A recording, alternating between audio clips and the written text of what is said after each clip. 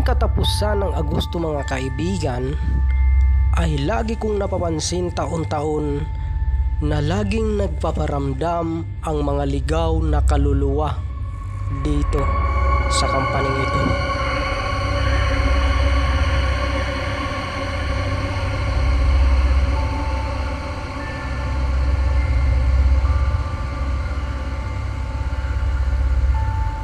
Sampung taon na akong nagtatrabaho dito mga kaibigan, ay alam ko na ang mga nangyayaring kababalaghan sa lugar na ito.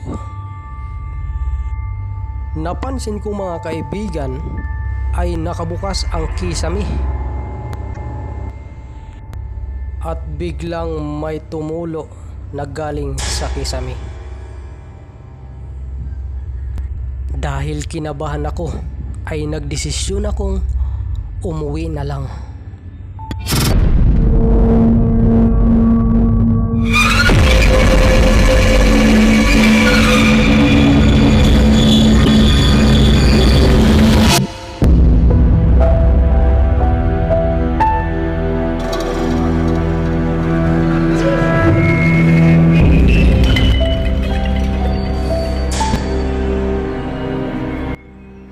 Habang bumababa na ako ng hagdanan mga kaibigan, nang biglang nabangga ako ng matigas na hangin na sobrang lamig.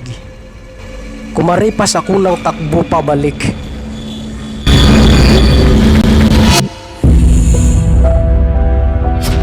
Nagdesisyon akong hintayin ko na lang ang aking kapalitan.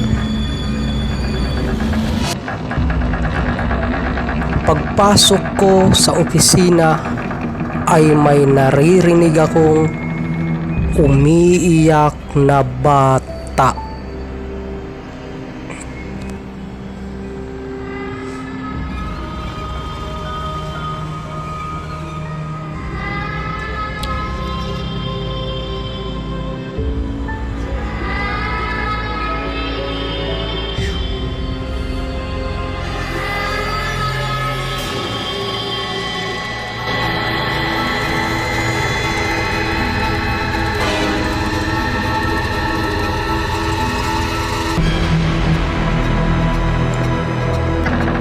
Hindi ko lang pinansin.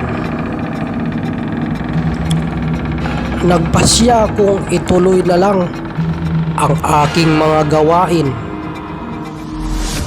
para malibang-libang naman. Nang biglang nagulat ako.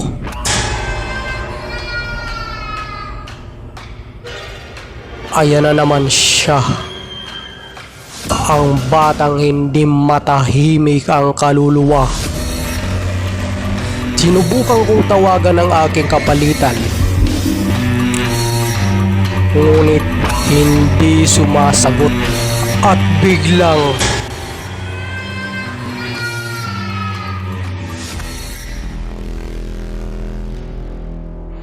dito ko na naalala mga kaibigan ay isa pala tong operating room at dating ospital at maraming namatay na mga tao sa lugar na ito.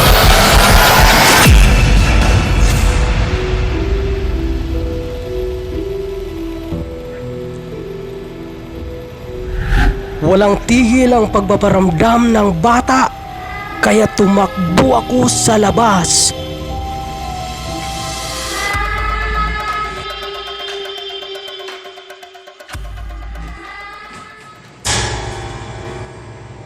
At paglabas ko ay umaga na pala.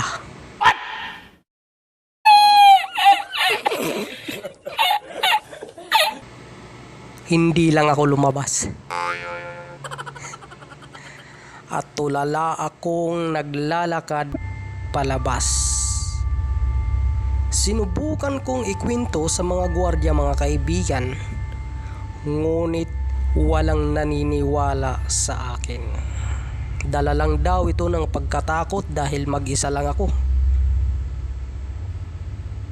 Pero kakaiba ang aking mga naramdaman ngayong araw na ito. Ay gabi pala, kagabi pala.